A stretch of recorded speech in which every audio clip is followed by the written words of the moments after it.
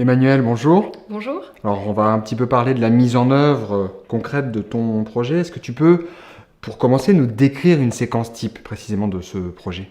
Oui, alors je le fais dans une séance de 2 heures, quand j'ai les élèves 2 heures à la suite, et je garde en fait les quelques minutes de la fin de ces 2 heures pour ce projet, parce qu'en fait c'est très rapide. L'élève a 3 minutes pour présenter, donc parfois ils sont 2 à passer, donc ça fait 6 minutes, plus quelques minutes pour les questions. Donc ils savent à l'avance qu'ils vont présenter, même si l'idée est quand même de se détacher de ces notes, ils savent à l'avance qu'ils vont présenter ce jour-là, donc ils ont quand même préparé un tout petit peu. Ils ont des consignes assez claires, c'est résumer un tout petit peu l'œuvre, parler de l'auteur rapidement et argumenter, dire pourquoi ce livre leur a plu. Donc ils ont écrit, mais je leur ai demandé de ne pas rédiger leur texte pour que ce soit quand même plus naturel et pour essayer, pas tout à fait d'improviser évidemment, mais quand même de vraiment se détacher des notes. Et je m'aperçois que la plupart des élèves font cet exercice sans leurs notes du tout. Donc ça c'est assez positif. Et voilà, ils sont limités à 3 minutes, mais en général ça leur suffit. Et parfois il y a quelques questions, parfois il n'y a pas de questions quand ça a été assez clair. Voilà, donc c'est en général oui à la fin de la séance. Tu nous as parlé donc du processus de préparation des élèves. Toi, comment tu prépares la mise en œuvre de ce projet? Et bien pour moi c'est très simple, je leur ai donné mes attentes au début et, et c'est tout ce que j'ai à faire puisque c'est eux finalement qui travaillent.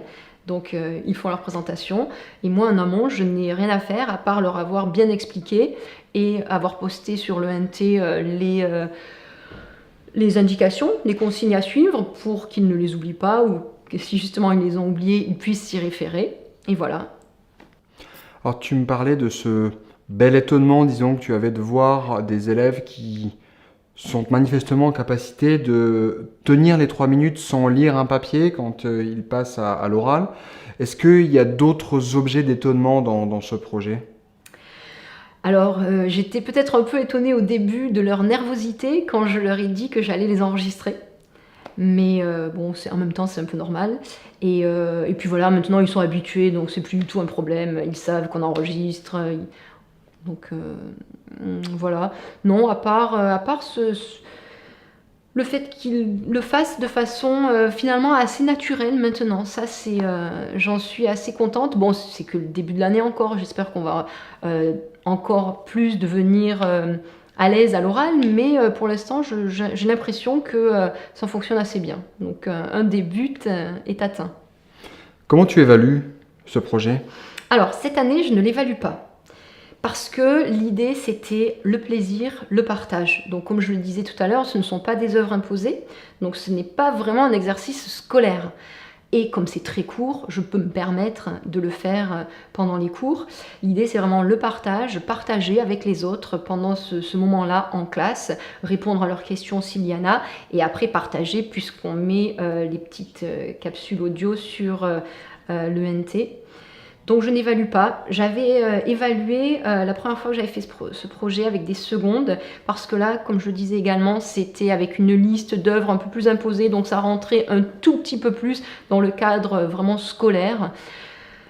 Et je dois dire que quand j'évaluais, c'était peut-être fait justement de façon plus scolaire, donc avec des avantages, des inconvénients. Donc toutes les étapes étaient bien respectées, les 3 minutes étaient vraiment respectées à la seconde près pratiquement.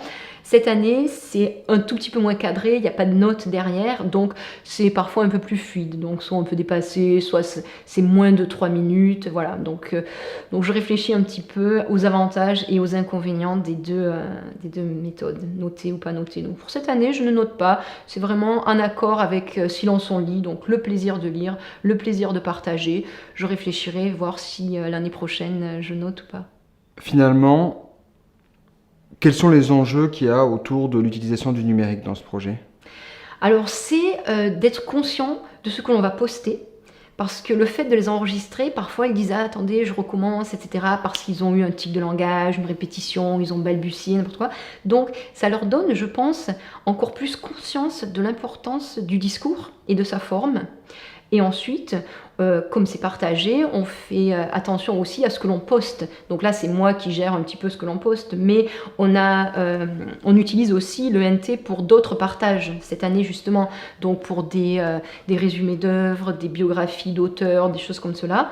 Et donc là encore, puisqu'on va le partager, puisque ça va être partagé juste avec les gens qui ont le code, donc juste une classe pour l'instant, mais on peut envisager de l'ouvrir au lycée, voire après à d'autres lycées si on veut faire des échanges, etc. Donc on prend conscience de ce que l'on poste. Et donc ça peut être important dans la mesure où ils sont quand même habitués avec les réseaux sociaux à poster. Donc prendre conscience, dire attention, là ce n'est pas complètement public, mais c'est déjà partagé. Ça pourrait peut-être être partagé de façon plus élargie, plus étendue à l'avenir, donc je fais quand même attention à ma parole, mon écrit aussi, parce qu'on poste des documents écrits. Donc je pense que ça peut les aider à prendre conscience de l'importance de son discours, écrit ou oral.